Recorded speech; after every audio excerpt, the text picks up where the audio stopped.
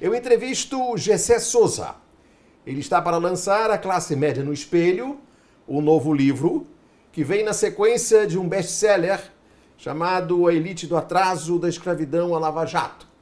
Esse livro está há 41 semanas na lista de best-sellers, tanto do Globo quanto da Folha. A Classe Média no Espelho trata de uma classe média que não respeita o chamado senso comum, que divide as classes sociais no Brasil em A, B e C, que é como as pesquisas eleitorais trabalham, que é como o Ibope trabalha, e o Gessé não gosta disso. Por que não é assim que você trata a classe média? Ou seja, não é a classe B do ABC tradicional? Porque essa divisão por renda, Paulo, ela é completamente arbitrária, no fundo, né? E ela não explica o principal, que é como é que alguém chega a ter uma renda, por exemplo, 1000 vezes maior do que de outra pessoa. Essa é a questão importante, e não o resultado, né? Tá. Então, por conta disso, a classe não é renda. A classe é reprodução de privilégios, né? E aí a renda é apenas um dos resultados, né? Da acumulação de privilégios, ou seja, o privilégio pode ser tanto positivo quanto negativo, né? A classe acumula esses privilégios de modo insensível, invisível, muitas vezes, pela socialização familiar, escolar, etc., desde o berço, portanto, Desde o berço. né? Reproduz uma certa situação. A classe média, na realidade, a classe média verdadeira, né? É aquela que reproduz um privilégio que é especialmente invisível, Qual é? que é do conhecimento. Ah, Né? Os portanto, dois. Conhecer é mais importante do que ter renda para definir a sua posição na sociedade. Exatamente. Ou seja, só vai ter uma renda, uma renda que seja importante, etc., Sei. quem acumulou o quê? Ou o capital econômico, e aí você é elite, que é muito Sim. pouca gente, né? Porque você tem títulos de propriedade, é isso que a reprodução econômica implica, né? E você, no fundo, quer dizer, a renda mais alta das assim chamadas classes A e B, né? Elas só são explicáveis, né? Pela acumulação das pré-condições para que você possa ter um conhecimento legítimo, valorizado, prestigioso. Entendi. Isso vai lhe dar um bom salário, mas não apenas isso, vai lhe dar reconhecimento social e prestígio. Você, logo de começo no livro, você critica o que chama de marketing míope do PT. Quando o PT, baseado em pesquisas do professor Marcelo Neri, da Fundação Getúlio Vargas no Rio, criou o conceito de uma nova classe média, ou seja, a transposição de uma boa parte da população para a classe C e um pouquinho para a classe B, segunda divisão tradicional em A, B e C. Por que você chama isso de marketing míope do PT? Porque não precisava ter feito isso. Ou seja, a ascensão social que o PT efetivamente realizou já foi inédita, já foi histórica entre nós, né? Mas ela se deu no fundo o que eu chamo de ralé de marginalizados para a classe trabalhadora precária, o que é extremamente importante, né? Sim. Essa história de nova classe média, isso foi pior para a sociedade brasileira como um todo. Hoje em dia, se você entrevistar alguém da classe trabalhadora, ele vai se achar de classe média, porque aí o marginalizado é que é o pobre para ele, né? E o cara da classe média se acha elite, né? Ah, entendi. Entende? Quer dizer, então isso cria uma confusão enorme. Uma distorção. Uma distorção de autopercepção. Tá. Você conta que desde novembro de 2015 você realizou 200 entrevistas qualitativas para produzir esse livro, A Classe Média no Espelho. Como que você selecionou essas 200 pessoas para fazer essas entrevistas? Qual o critério? Tá, quer dizer, eu usei dois tipos de materiais. Um foi o material de uma pesquisa que eu conduzi pessoalmente no IPE, quando eu era presidente. No governo Dilma. Exatamente, no governo Dilma. A gente estava querendo ajudar a questão do Pátria Educadora, né? Sim. Tentando ver como as classes... Exatamente. Então a gente fez Naquela altura, 600 entrevistas. Você trabalhava com o Roberto Mangabeira Unger. Exatamente, ele era o ministro e eu era o presidente do IPE. Então a gente tentava ver como as classes, a partir da socialização familiar, e a escola poderia repor, ajudar é uma associação familiar precária, que é a realidade de muitos entre nós, né? Mas a gente fez também 200 entrevistas com a classe média, para servir de contraposição. Eu me aproveitei disso, né? Li desse tempo essas entrevistas, mas eu também fiz, Paulo, dezenas de entrevistas eu próprio, né? A partir de novembro de 2016, né? Então eu usei esse material, que é um farto material empírico, né?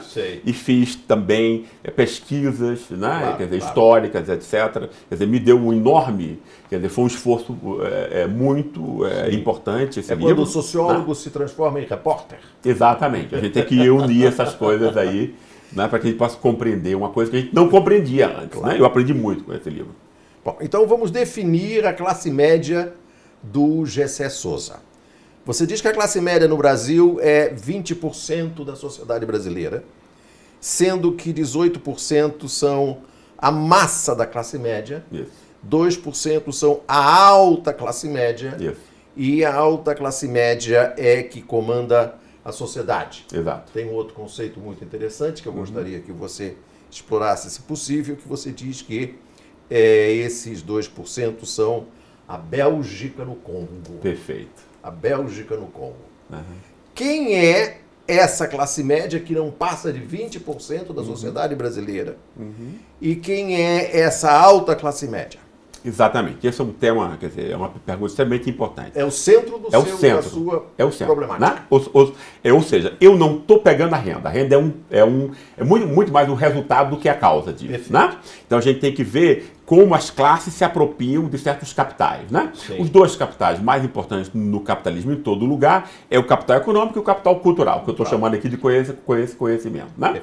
A classe média ela é privilegiada entre nós porque ela se apropria, né, do capital cultural mais valorizado, das universidades, dos cursos de língua, etc. Né? Mas a classe média, e isso eu aprendi no livro, isso não estava, quer dizer, eu não sabia disso, né, do modo como eu sei hoje, ela tem no fundo uma hierarquização interna, vertical, que é mais importante do que qualquer fracionamento horizontal entre elas. Né?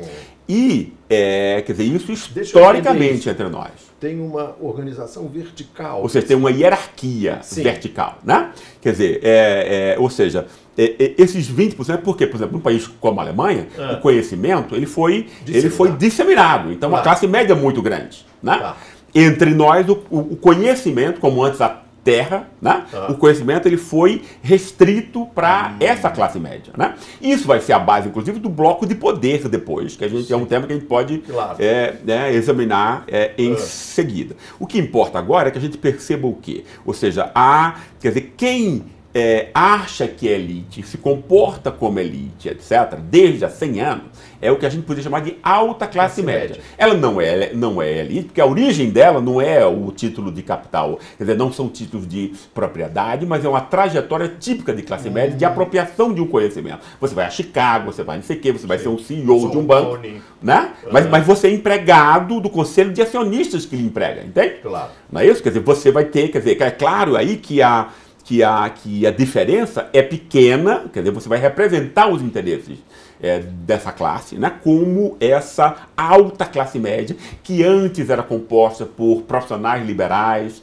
depois, historicamente, ela vai assumir, por exemplo, nos anos 70, a forma de uma tecnoburocracia, e que hoje vai ser a alta classe média do rentismo, né? Os sei lá, que vivem de juros. Do pessoal que vive de juros, que tem alguns milhões no banco, né? E que de algum modo tem um interesse ao menos racional, né? Com o tipo de sistema econômico que a gente tem. Então, para você, essa alta classe média, esses 2% são a elite da elite da elite, é o topo da pirâmide brasileira. É o topo abaixo da elite real. Da elite real. Que são os proprietários efetivos, que mandam nela. E que ela representa. Elas são delegados e representantes.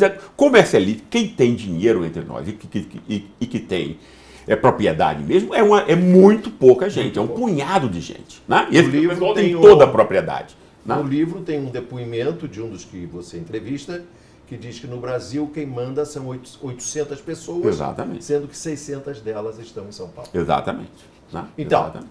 essa classe média alta, esses 2%, são, como você usa a expressão, os capatazes da verdadeira elite. Exatamente. Exatamente isso. Entendi. Abaixo dela, então você tem essa massa da classe média, que normalmente as pessoas chamam de média classe média, ou então baixa classe média, né? Que eu pus numa forma só, porque eu acho que não tem a ver isso e tal, né? Que é a massa da classe média e que é perdedora desse jogo econômico e político. Sim. É dominante. Isso é extremamente importante que a gente saiba. Os né? 18% perdem. Exatamente, perdem. Né? Perdem porque o pessoal... Porque, veja bem, Paulo, essa alta classe média, o grande sonho dela é ter um consumo como os europeus têm. Claro. Desde a década de 20 ou 10, no começo do século 20, esse pessoal já comia manteiga dinamarquesa, vinho francês. E isso era a grande distinção do estilo de vida desse pessoal, como até hoje. Né? E essa massa da classe média não tinha acesso a isso.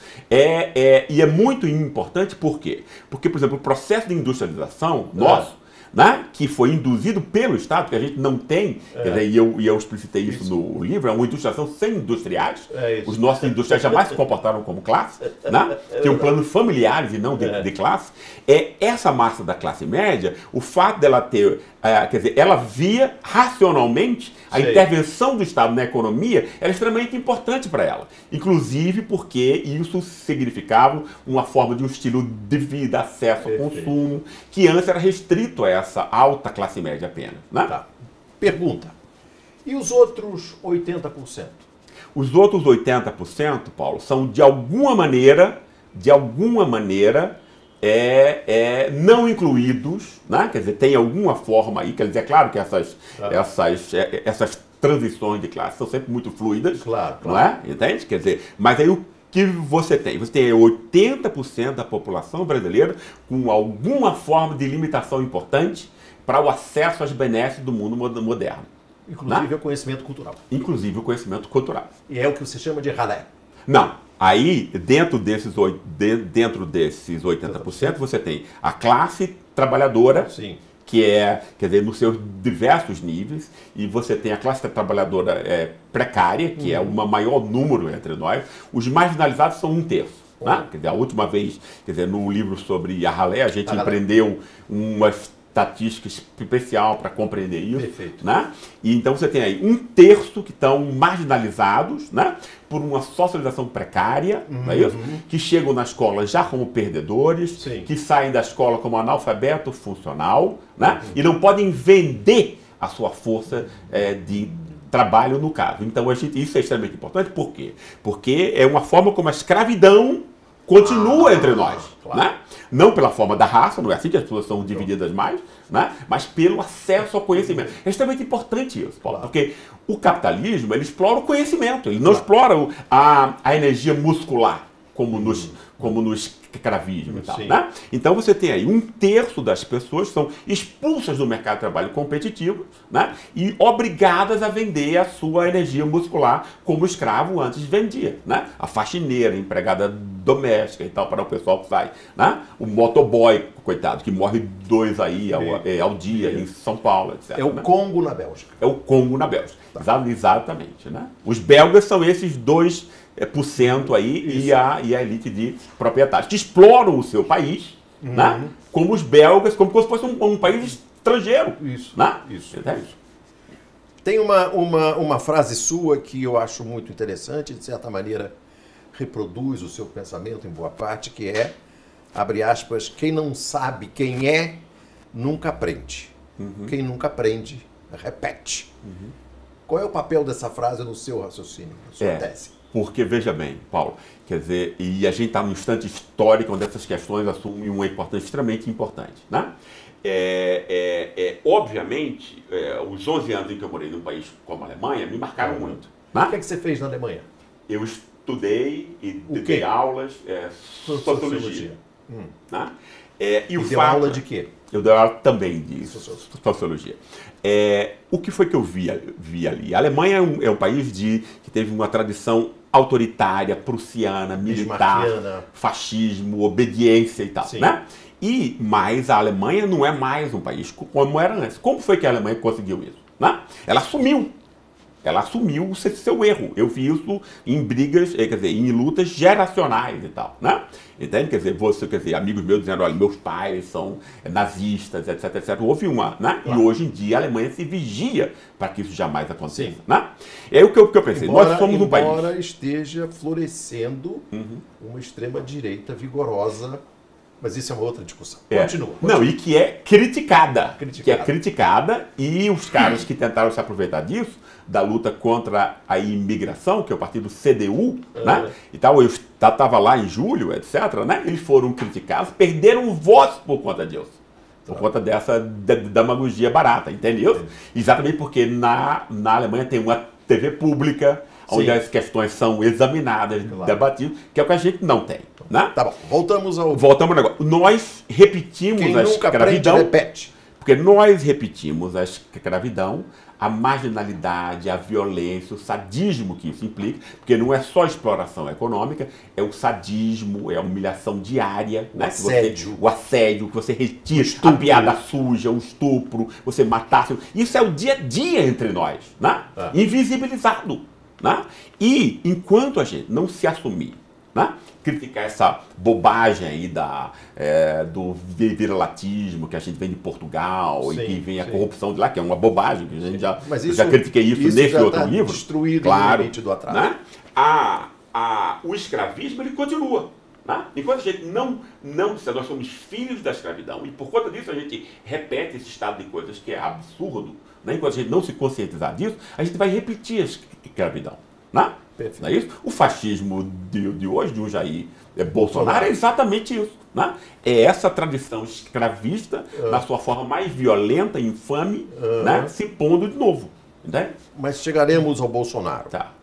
Outro conceito que eu gostaria que você ajudasse o nosso espectador da TV Afiada a se introduzir na sua tese e, portanto, comprar esse livro indispensável, A Classe Média no Espelho. Que eu acho importante, Paulo, que diga que esse livro me custou muito esforço, mas tem a mesma linguagem acessível e clara do elite do atraso. Né? Todo mundo vai poder ler da primeira à última página entendendo tudo que está dito. Por exemplo, o capitalismo moraliza a opressão.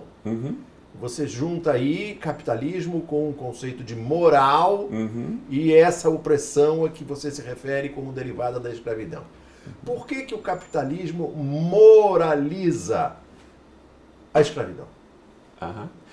Entre nós, né? Sim. Mas ela moraliza... Você me olhou como se eu estivesse dizendo alguma coisa imprópria. Não. Você diz isso. Eu digo isso. Eu digo que as classes superiores, a elite, tem que moralizar a opressão que elas praticam, né? Como? Né? Quer dizer, dizendo que o povo é vira-lata, dizendo que o povo brasileiro é corrupto, etc. Então você tira o quê com isso aí? Você tira a iniciativa, a vontade, a capacidade de reação. Então você diz, olha, você é inferior, você é um cachorro vira-lata ladrão. Subalterno. Subalterno. Né? Essa ladruagem está no Estado, com os partidos que lhe defendem, etc, etc, que são populistas. Ou seja, então você monta todo um quadro em que você retira desses 80%, né? Que é mais do que 80%, é 98% se você põe a massa da classe média. Então você tira as armas de 98% da população. Quando você moraliza, você diz que ela é culpada do seu próprio fracasso. Né? Entende? Isso é que é moralizar. Né? Então você joga a espada envenenada para que o oprimido ponha na sua própria barriga. Né? Inclusive a massa da classe média. Né? Você diz também que o golpe de 2016, que derrubou a presidenta Dilma, é resultado da inclusão dos humilhados na escola republicana. É uma tese que você também já esboça nesse livro, Elite do Atraso, mas aqui você explora com mais profundidade. O que aconteceu? Por que houve o golpe de 16? O golpe de 2016, assim como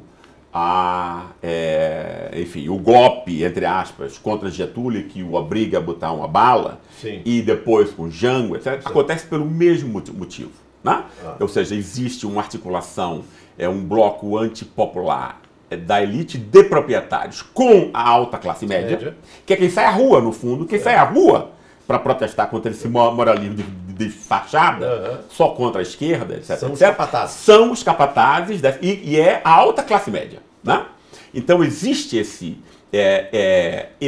bloco, né, que consegue de algum modo também convencer uma parte da massa da classe média, porque a massa da classe média meio que é dividida, né, esquerda, direita, né, no fundo, e você consegue isso como? Você manipula o medo dessas classes, né, do avanço, mesmo que seja mínimo, dessas classes populares, né? Então, todas as vezes, não tem nada a ver com a corrupção, óbvio, né? Porque você só sai à rua quando é a suposta corrupção, não comprovada, inclusive, de um partido, mas a dos outros partidos não sai ninguém à rua, então não é a corrupção, claro, não é isso? Então, se não é a corrupção, que diabo é? Né? Então, se você pensar, é sempre que há uma diminuição da distância social entre nós, entre a classe média real, esses 20%, e o mínimo avanço que seja desses 80% que de algum modo está excluído,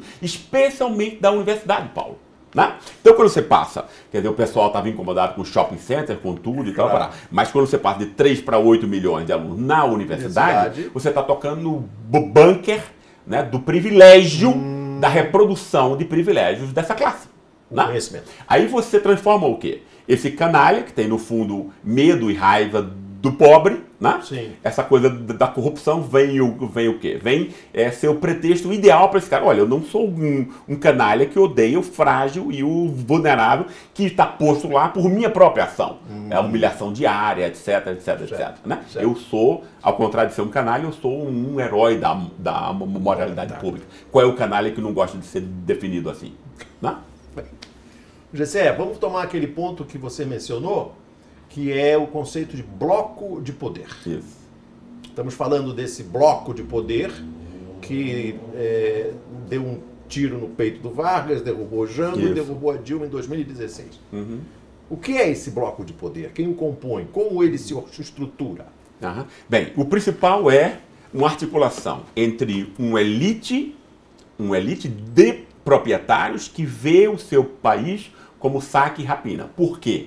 Porque a fração mais racional dos proprietários, né, é a fração industrial.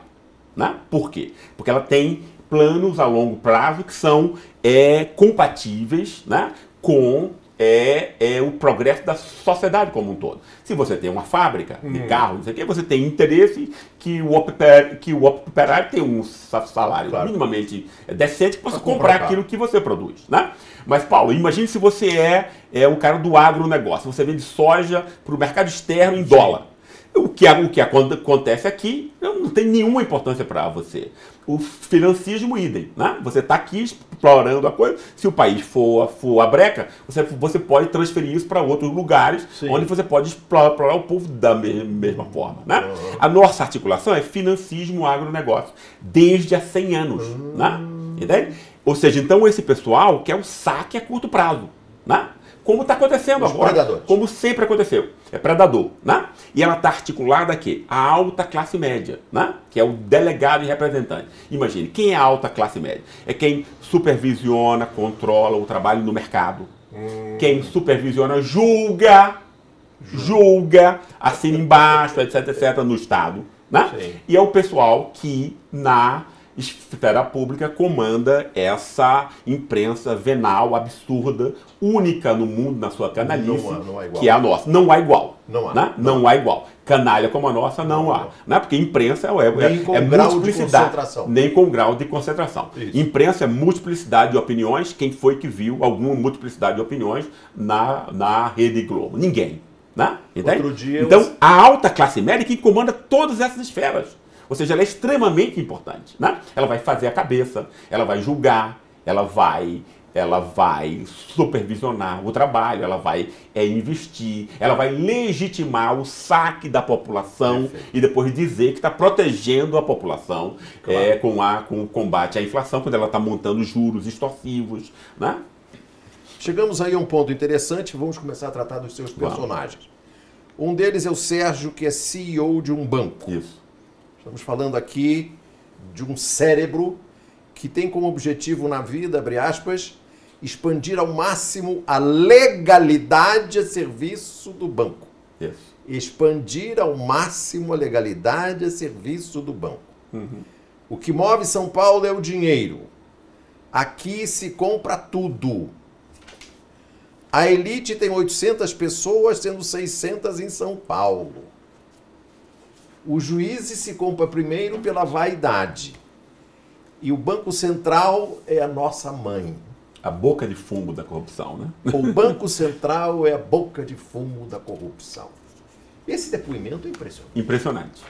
É impressionante. Eu nunca aprendi tanto com uma entrevista. Me fala mais sobre esse personagem. Tá. Veja bem, eu achei extremamente importante porque... Como é que você chegou a ele? Aí eu cheguei, dizer, isso aí isso aí é o pulo do gato, isso aí é a minha fonte, e aí eu não posso... Desculpe. No fundo, o que eu acho importante nessa entrevista foi o grau de sinceridade, foi incrível, né? Uma pessoa inteligente, sabia o que estava fazendo, e o que eu achei importante... Ele sabia que podia aparecer num livro, você disse para ele que tinha um... Não, mas eu disse que iria garantir as condições de anonimidade, etc. Sim. E que ninguém iria poder saber quem tinha me dito isso. Sim, portanto o nome dele não é o nome dele. Não, o nome dele não é o nome dele. Entendi. Né? Tá. No fundo, quer dizer, isso é um procedimento usual. Claro, usual. O fato é, o que eu achei importante é, num país que acredita que a corrupção se dá na política, aquela do aviãozinho, né? Eu achei extremamente importante que alguém que está no meio da real corrupção, que a gente não chama de corrupção por quê? Né? Porque esses bancos compraram de 300 a 400 canalhas na Câmara dos Deputados que assinam qualquer papel higiênico sujo que os bancos mandarem. Claro. Aí, ou seja, por conta desse procedimento aparentemente legal, né, a gente descura do resultado, que é um assalto trilionário de nós todos, por meia dúzia, né, e a gente dá total atenção à merreca do assalto. Claro que é reprovável, mas quantitativamente, né, é uma merreca, é uma gota no oceano, se você somar todas as corrupções políticas, que é, no fundo, a corrupção do mero lacaio desse próprio mercado. Né? Só para situar o nosso espectador da TV Afiada, esse personagem, ele é advogado que exerce a função de CEO do banco, ele trata também do dono do banco, mas esse personagem do GSE, é quem trata da roubalheira de subornar o Brasil. Isso, né? Exatamente. E compra todo mundo. E achei extremamente importante. Ele mostra o caso lá do Poder Judiciário, porque o Poder Judiciário foi blindado pela Lava Jato, mas, enfim, não existe nenhum motivo da gente achar que o Poder Judiciário seja mais honesto do que o Poder Político, obviamente. Né? Entende? Quer dizer, então ele mostra isso, ele mostra como essa legalidade cinza, né? Ele tinha um problema com um determinado jornalista, ele simplesmente vai lá e compra o órgão de imprensa do jornalista e demite o jornalista. Exatamente isso. Exatamente isso. Esse é um fato verdadeiro, inclusive. Eu sei, enfim, outras, mas enfim, eu tive que pôr isso dentro de uma forma que não identificasse. Que não fosse identificável. Esse é o fato, quer dizer, não só que ele me contou, mas como eu já, inclusive, sabia, né, de pormenores disso. Então foi um encontro de informações. Manifestação da supressão da liberdade de imprensa. Isso, né? E aí, se você pensar, Paulo, o que acontece no Banco Central, né? Isso é que é o ponto. Por que o Banco Central é a nossa mãe e a boca de fumo da corrupção? Porque ali você tem o quê? Você tem um esquema que controla todos os preços entre nós, né? Entende? Todas as operações, né? Entende? Quer dizer que eu não conhecia, eu aprendi várias coisas com ele. Ele descreve os swaps cambiais como exatamente. Uma grande patifaria. Claro, ou seja, você monta uma coisa, a própria remuneração da sobra de caixa do banco, que é trilionária. Entende? Quer dizer, você enxuga o mercado dizendo que você está, no fundo, ajudando, contribuindo para combater a inflação, que no nosso caso tem outras causas, não tem nada a ver com isso. Né? No fundo, você está pegando o orçamento do povo, dando 1 trilhão de graça aos bancos, que não fazem nada e recebem esse dinheiro. Né? Aí você tem uma dívida públicas, Sim. não tem nada de pública, porque não tem nenhuma contrapartida. Não. São dívidas ali privadas de bancos, várias delas com uma carga de suspensão de serem prescritas e que assaltam o povo inteiro, né? Centenas de bilhões, né? Entende? Quer dizer, essa é obviamente a corrupção, que a gente não chama de corrupção, porque ela é legalizada por esse joguinho barato aí de um congresso extremamente comprado e venal. E não é pública porque não se tem acesso à sua composição. Também isso. Paulo, como é que você paga alguma coisa que sem saber a quem você paga? Né? É o que acontece com a nossa dívida, né? Entende? Quer dizer, ela não é auditada, quem não deve não teme, obviamente tem um roubo enorme aí. Né? Claro. Tem uma personagem também que você identifica como sendo a Bibi, da família Prado, que por acaso é um nome tradicional da aristocracia paulista, ou do que havia da aristocracia paulista. A Bibi é advogada, casada com um engenheiro de Minas, e ela resolve abandonar a advocacia criminal depois de trabalhar na Lava Jato, ao constatar que o Moro jogou o Estado de Direito na lama. Trata-se, segundo ela, de um psicopata vaidoso, provinciano, que tem ódio de classe em relação ao Lula e ao PT. Quem é essa Bibi? Como é que ela, de uma família tradicional, casada com um engenheiro, chega a essa conclusão tão radical contra a Lava Jato? Eu achei muito interessante esse caso, porque foi a única pessoa na alta classe média que eu entrevistei que tinha, enfim, um dado que não era do conservadorismo, um dado né, de uma visão de cima e preconceituosa do mundo. Né? E, no fundo, foi um dado concreto, ou seja, ela, né, quer dizer, ela tem uma opinião distinta, até, quer dizer, mais matizada sobre pessoas como Janot, como Bretas, etc. Como Moro, ela disse que não era, quer dizer, que foi uma coisa que ela jamais tinha visto, uma coisa dessa e tudo, né? E que ela ficou tão enojada que ela quis se retirar desses casos, né? Isso deu a ela o quê? Uma concepção sobre como o mundo funciona, como o Brasil funciona, como a justiça no Brasil funciona, que ela nunca tinha tido antes, oportunidade, né? E eu achei muito interessante que até mesmo nessa classe, que tem tudo para ser extremamente preconceituosa, porque afinal ela está objetivamente ligada efetivamente a essa elite que é predadora, né? E idolatra o Moro, exatamente isso, né? Entende? Quer dizer, e ela montou uma concepção a partir de experiência concreta, ou seja, não foi ninguém, não foi lendo nada, não foi ouvindo nada, não foi se convencendo de nada, ela viu aquilo, né? E que a enojou como uma advogada que acredita que o direito, a presunção de inocência, a defesa deve ser posta em primeiro lugar, né? E ela critica o Supremo Tribunal Federal, que não se contrapõe às decisões do Moro, inclusive no caso de violar o sigilo telefônico de advogados. Exatamente isso. Ela menciona isso claramente. Exatamente isso. Ela julga também o Supremo. É exatamente isso, né? Porque aí no caso é quando se dá essa forma onde a Lava Jato é estimulada pela imprensa venal, né? Sim. Chantageia o Supremo, o acanalha, no fundo, a palavra é essa, e o põe abaixo, né, de disposições arbitrárias, né? Vamos chegar agora ao tema do bolsonarismo que você discute no livro. Tem um personagem que é o Caio, gerente de fazenda, que tem como hobby fazer exercícios de tiro em casa, deu um safanão na mulher, porque a mulher escondeu as armas dele. Não, escondeu a arma não, escondeu a chave do carro para ele não ir para pescaria. Para pescaria, a chave do carro, desculpe. Ele foi lá e deu um empurrão na mulher. Tinha um promotor que estava chateando ele deu um aviso ao promotorzinho, ou seja, deve ter feito alguma coisa ilegal. Tem um agente imobiliário que dirige agora carro de luxo. Tem um engenheiro que virou motorista de Uber. E todos eles são bolsonarianos. O que é o bolsonarismo, segundo a sua pesquisa? Pois é, isso é muito interessante, porque no fundo, Paulo, eu fiz muitas entrevistas e eu criei tipos, são amálgamas de pessoas, de várias pessoas, que eu peguei as características principais, né? Tá. Exatamente. E no fundo, esse latifundiário eu achei incrível, porque, né? Ele é a favor da Lava Jato, ou seja, ele seria contra a corrupção, Sim. mas ele é o primeiro a fazer a corrupção. Sim. Quando, né? Quer dizer, ele usa a mesma guia de vender o feijão 24 horas, quando a guia só vale para uma transferência, Sim, sim. né? E ele não vê nada de errado. Não, aí o promotor começa a chatear ele, vai lá e dá um susto no promotor. Exatamente. Quer dizer, e um promotor real, né? Real. Verdadeiro, que está ali defendendo a lei, né? No caso, veja bem, eu achei extremamente interessante esse caso, por quê?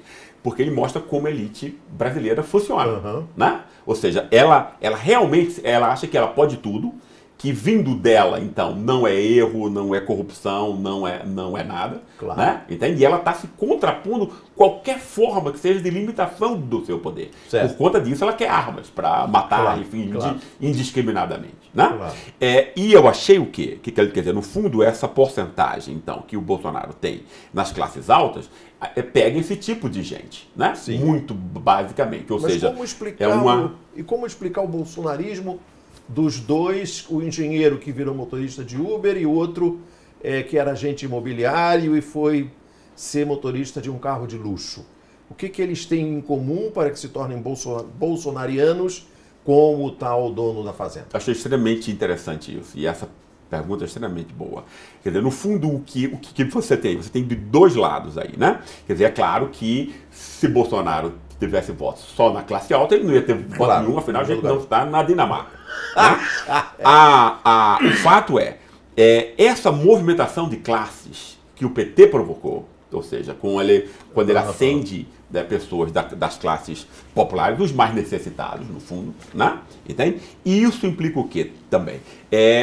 A época de crise, porque Bolsonaro não estava com essa bola toda em 2016. Não. Foi entre 2016 e 2018, Claro. Consequência do golpe. Né? O que é Sim. o golpe?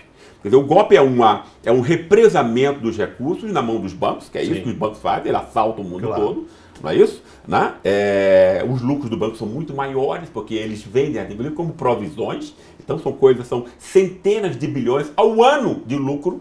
Né? Guilherme Boulos, sentado aí na sua cadeira, disse que o Brasil é a Disneylândia dos bancos. Claro. É exatamente isso, né? É exatamente isso. Com esse dinheiro todo chupado aí para o rentismo, né? Não sobra nada, a Petrobras quebrada, pouco dinheiro para todo mundo. Essas são as razões racionais dessa pobreza, não é isso? Mas ela é explicada pela questão da corrupção. Como fica a cabeça dessas pessoas que ouvem CBN, veem a Globo, como vão interpretar o mundo sem as armas? É para isso, e né? acordam vendo a Miriam Leitão. Exatamente, incrível. Então você pode imaginar. Então esse pessoal, né, quer dizer, tem medo real da proletarização.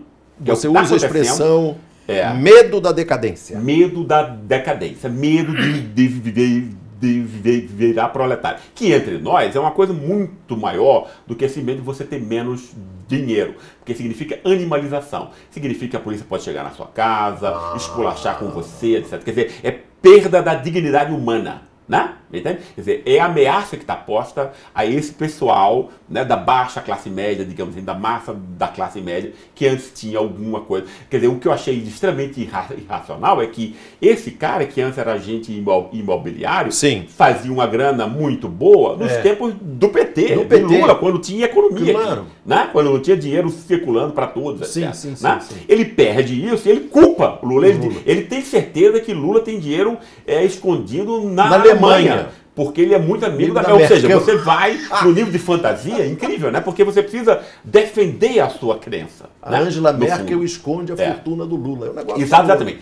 E aí, Paulo, a explicação é muito interessante, por quê? Porque esse cara ele foi socializado no mercado, então ele é meritocrata, ele acha que pelo esforço dele ele pode crescer ou pode diminuir, então se ele decair, é culpa dele. Mas como ele pode, então, jogar essa agressividade contra ele mesmo? Não é isso? Então ele tem que exportar. né? Então fica perfeito, já que a mídia inteira já leu isso. Ele diz, olha, não, a culpa toda dessa sua decadência tem a ver com o PT, tem a ver com o Lula, etc, etc. Né? Então pronto, então você tem aí o quê? A desculpa perfeita, onde você pode externalizar num objeto externo, né, claro, aquela agressividade que pela sua própria concepção de mundo, de outro modo, você teria que dirigir a você próprio. Né? Então você tem aí o medo da proletarização, implicando o quê? Todo um rebanho aí disponível para esse tipo de discurso que tem a ver com o fascismo, né? E com o ódio, com a violência. Antes de chegarmos à nossa última personagem, que é a Lídia, sobre o racismo, eu queria, aproveitando esse seu gancho, que você explique para o nosso espectador da TV Afiada o conceito que você usa de expressivismo. Tá. O que é expressivismo? O expressivismo ele é extremamente interessante, porque eu acho que esse, eu te confesso, Paulo, é um dos, enfim, talvez o melhor livro que eu tenha feito. Né? Eu concordo. Ele está numa linguagem extremamente... Perfeito. Eu consegui pôr de um modo mais compreensível, né, temas que eram muito difíceis de serem explicados. Um deles é o tema do expressivismo. O expressivismo é extremamente importante para várias coisas. Para duas coisas a gente pode ver aqui. O que é o expressivismo, no fundo? É a importância da noção de personalidade sensível. Né? Entende? É a forma como você tem a desigualdade, por exemplo, em países avançados. Né? Mesmo em países como a Alemanha, Suécia e tal, você tem um patamar da dignidade mínima que é universalizada, não é? Mas você tem pessoas, né, que, por exemplo, se vestem bem, falam bem sueco, entendem de vinhos, etc, etc. Esse pessoal monta uma solidariedade entre os seus, que são os amigos com os quais ele vai fazer negócio, a mulher com quem ele vai casar, etc, etc. Entende? Então, você monta o quê? Um preconceito contra aqueles sub-humanos, de algum modo, quer dizer, menos humanos ou menos sensíveis do que você. Menos sensível. Né? Entende? Que você pode legitimar a desigualdade efetiva. Claro. Porque a legitimação da dominação é extremamente importante para o dominador. Claro. Ele quer saber que ele tem direito a ela. Claro. Né? Entende? E isso foi utilizado pelo capitalismo financeiro. Né? Ou seja, esse tema do expressivismo ele foi utilizado pelo capitalismo financeiro para turbinar a esfera da própria produção. Né? Diz assim, olha, quer dizer, porque lembra que o expressivismo está na base de todas as revoluções da década de 70. Lembra? Ou seja, vamos montar aqui uma coisa que não é só produtivista, uma coletividade, uma individualidade ilimitada, que possa se descobrir quem é e tudo para esse tipo de coisa. Né? Isso exato. E isso é o quê? Isso é um fim moral último, você próprio se conhecer e tudo para isso. É muito mais do que você ser uma abelha que só faz produzir, não é isso?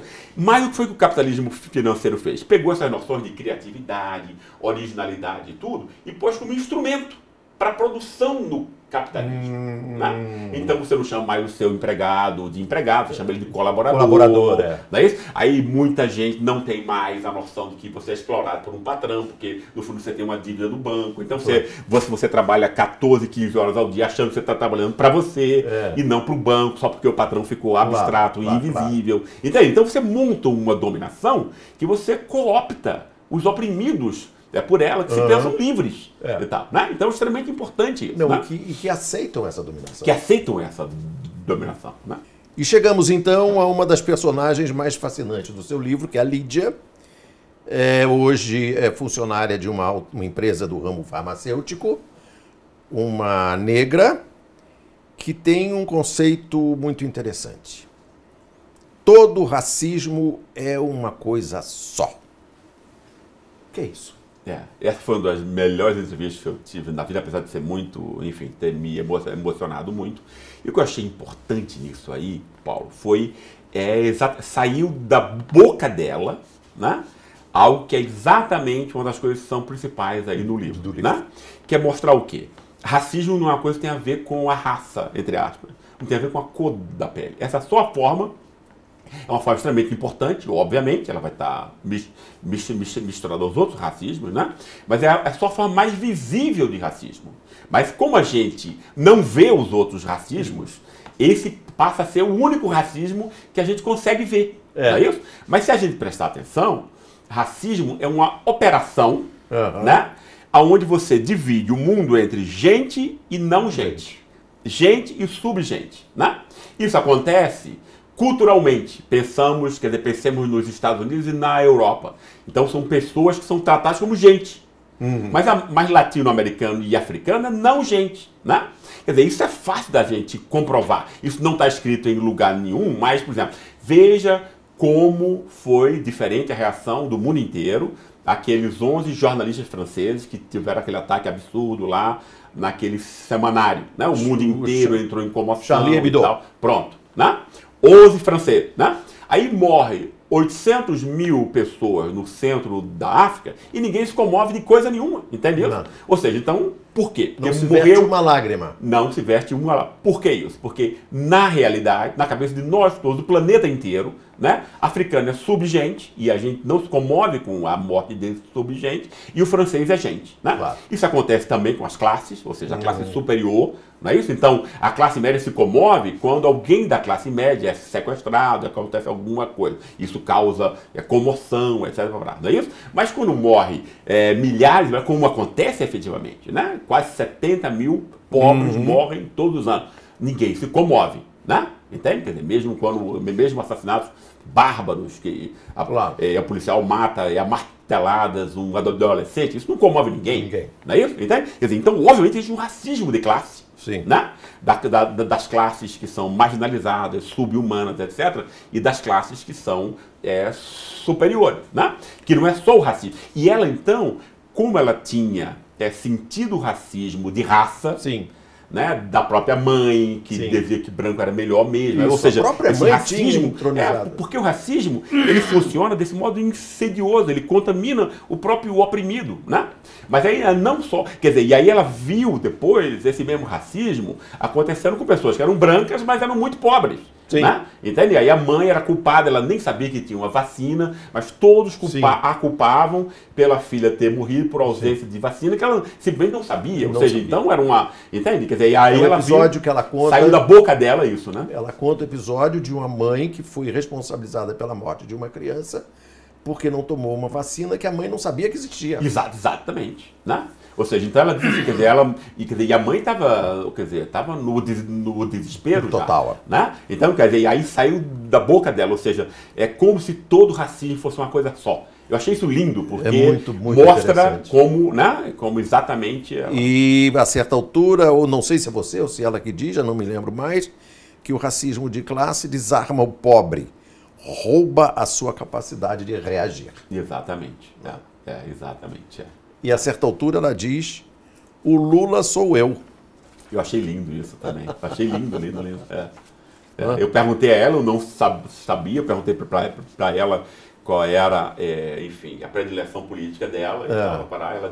Aí ela disse exatamente isso. Ela disse assim, quer dizer, Lula está preso, não teve os seus direitos reconhecidos, foi preso com um processo que é público, internacional, notório, é um processo fabricado, aparente, etc., né? E essa injustiça que ele estava sofrendo lembrou a ela todas as injustiças que ela própria sofreu, né? Tendo sido ela beneficiada pelos programas sociais do próprio Lula. Exatamente, exatamente isso. Então ela disse assim, quer dizer, Lula sou eu, ou seja, eu achei incrível também isso assim, da forma como saiu, né? Mas um outro aspecto que eu gostaria de ressaltar nesse seu livro, Classe Média no Espelho, é o fato de que você se refere à questão da mídia, mas numa versão já mais, digamos, atualizada, e você trata do Facebook. Isso. E você diz que o Facebook é a metáfora perfeita do neoliberalismo, onde você é explorado e vendido sem saber. Isso. O que o Facebook tem de importante nessa sua análise da classe média diante do espelho? Porque eu achei um ponto extremamente importante, Paulo, nos estudos que eu estava fazendo junto, porque ficou o livro inteiro foi um processo de aprendizado muito importante para mim, porque eu fiquei juntando entrevistas com leituras, com uma série. Então essas duas coisas, né, de algum modo se combinaram, né? Perfeito. E foi extremamente importante o quê? não só fazer uma história da classe média, etc., né, entre nós, mas aí perceber como o capitalismo financeiro agia na própria classe média, né? Ou seja, quais são os efeitos dele, né? E aí muito interessante foi perceber que aí o capitalismo financeiro, não só ele ataca sindicatos, partidos, etc., né? Como ele tenta quebrar os vínculos sociais entre as pessoas, isolá-las, etc. E depois ele adquire o quê? Uma forma que é extremamente insidiosa, porque ele se vende como liberdade. Isso. Como é? Uma dominação se vende como liberdade. Então ela é imperceptível enquanto dominação. Se você pensar, no capitalismo industrial, a gente sabia que ele estava mandando, né? Então tinha alguém, tinha uma pessoa Claro, e tal, claro. né? Ou seja, então, e a gente está acostumado a sempre perceber o poder como ação, né? Entende? Como alguém, como você sendo obrigado a obedecer a alguém, um contrato, um chefe, etc. Né? O que é que o capitalismo financeiro faz? Ele retira, né, a aparência de obediência, a aparência de um poder, né? E ele se vende sedutoramente, né, como sendo um aumento da liberdade Um individual. libertador. Se você pensar no Facebook, essa metáfora é muito mais compreensível, né? Perfeito. Então, por exemplo, no fundo é uma plataforma comercial que está utilizando os seus dados, Claro. né? De um modo que Para vender publicidade. Para vender publicidade, ou seja, está explorando você. Deveria estar pagando você. Claro. E no fundo é você que está está vendendo os seus dados para a campanha do Trump. Esse é um outro dado ainda, né? Porque, por exemplo, quer dizer, tem uma dimensão aí que é a exploração econômica, né? Você está vendendo está vendendo os seus dados que você mesmo dá à sua revelia, porque você não está normalmente tendo consciência disso, no modo específico em que se dá, não é isso? Mas ao mesmo tempo tem essa ideia que o Snowden diz, que eu acho extremamente importante, né? Que não existe diferença entre Facebook e CIA. Não é isso? Claro que, né? Claro. Ou seja, é como se a CIA estivesse entrando dentro da nossa casa agora, sem precisar sequer estar espionando a gente, e a gente está entregando todos os nossos dados. Nós estamos... Tem uma dimensão política. Nós estamos oferecendo a CIA os dados que ela precisa de nós. Exatamente isso. Para o Sulzberger ganhar dinheiro. Exatamente. Mas aí, sob que forma? É uma forma de estultice definitiva. Claro. Né? Agora, sob que forma? Né? Sob a nós forma de você estar consideramos... trocando mensagem com amigos, família, trocando fotos, curtindo as coisas. Então, você está montando aquela máquina que, no fundo, é contra você, está explorando você economicamente e está dominando você politicamente, não é isso? E você que está fazendo aquilo. Né? Você que está dando isso. Ou seja, é um poder que age, né? Sem que seja sequer percebido enquanto tal. Isso é um dos momentos mais altos da concepção capitalista. Exatamente. Né? Você é feito de idiota e acha bom. Então você tem um conceito que eu acho muito legal, que eu que trabalho, enfim, sou jornalista e trabalho com mídias sociais e procuro definir isso, e você define que essas mídias sociais vendem com a precisão de um alfaiate. Isso. Porque o Facebook vende a você comerciante, o direito de atingir não só o Facebook, mas todas as mídias sociais, o Google especialmente. Você atinge quem você quer, na hora que quer, se é homem, se é mulher, se é carioca, se é paulista, se está de manhã, se tem renda tal, X, Y, Z. Com um alfaiate, sob medida. Isso. Ou seja... E você definiu genialmente, com a precisão de um alfaiate. Isso, porque, por exemplo, se você está pensando em ir para um hotel numa cidade, aí você já recebe... Isso. Feito para você, claro. Não é isso? Aquela coisa ali. Se você tem a má ideia de procurar um carro na internet, no Google, você vai passar o resto da vida recebendo publicidade de automóvel. Exatamente. Não é? Muito bem. Então você acha, o Gessé, que diante disso tudo devemos ter esperança? Claro, Paulo. Eu tenho esse convencimento de que, claro, eu sempre cito essa poesia, mas que no fundo não é só essa poesia do Hölderlin. Depois, quer dizer, o próprio apóstolo Paulo diz uma coisa dessa, muito semelhante. Né? Cuidado com o Hölderlin. Que é o poeta preferido do Heidegger. Né? Como chama? O instante da maior tragédia, né? É sempre também, ao mesmo tempo, o instante da maior chance, né? E eu acho, Paulo, que o que a gente está passando agora entre nós e todos os aprendizados históricos e sociais e políticos que a gente jamais fez, né? As nossas vísceras estão expostas como nunca tiveram antes, né? Entende? Eu acho e aí que estão isso expostas as vísceras da justiça, do Ministério Público, da polícia, do executivo, do legislativo, da Globo, desse da bloco mídia. Antipopular inteiro, né, que viveu do ódio ao povo. Todos os né? reis estão a mídia se desqualificando, porque esse pessoal foi muito burro, né, Paulo? Também, né? Por exemplo, o que é que esse pessoal não compreende, né? Eles acharam o quê? Olha, vamos dar um golpe aqui, porque vai dar certo, a gente já combinou e tal, com o pessoal do Supremo, já combinou com o negócio aqui, já está arrumado tudo, já está arrumado tudo, o negócio vai dar certo. Mas o que é que o burro não percebe? Né? Você pode, de repente, promover uma modificação da realidade exterior. Não é isso? Agora, você vai ter que legitimar depois. Você vai ter que justificar aquilo depois. Senão aquilo volta como um bumerangue na sua testa. Claro. E essa coisa já está voltando. Né? Claro. Quer dizer, porque agora todas as pessoas sabem, né, para que aquilo foi montado. Não todas, mas enfim, uma parte cada vez maior dela, né? A gente está sentindo aí uma onda subterrânea, né, vindo de algum modo, apesar de ser um público indefeso, apesar de ser um público atacado pela Globo, por essa mídia venal, né, que é um lixo e tudo. E é um lixo, Paulo, que a gente tem que... Você, como um grande jornalista que eu tenho você 1,69 não exagere, não exagere. De que as pessoas percebam que a nossa mídia é incomparavelmente pior. Não tem comparação no mundo. Eu digo isso, as pessoas acham que eu estou exagerando. Isso não é, eu nunca vi em lugar nenhum, não sei se você viu, uma mídia tão canalha como a nossa. Outro dia assisti no Instituto de Mídia Alternativa, Barão de Itararé, uma exposição maravilhosa, brilhante, desse gênio que é o Noam Chomsky, o linguista. E eu perguntei a ele eu perguntei a ele se ele podia me explicar por que o Lula não enfrentou a Globo. E a resposta dele começou assim, normal. Normal, porque os governos esquerdistas da América Latina não enfrentaram os grandes monopólios de direita na América Latina. E o Lula fez o que todos fazem.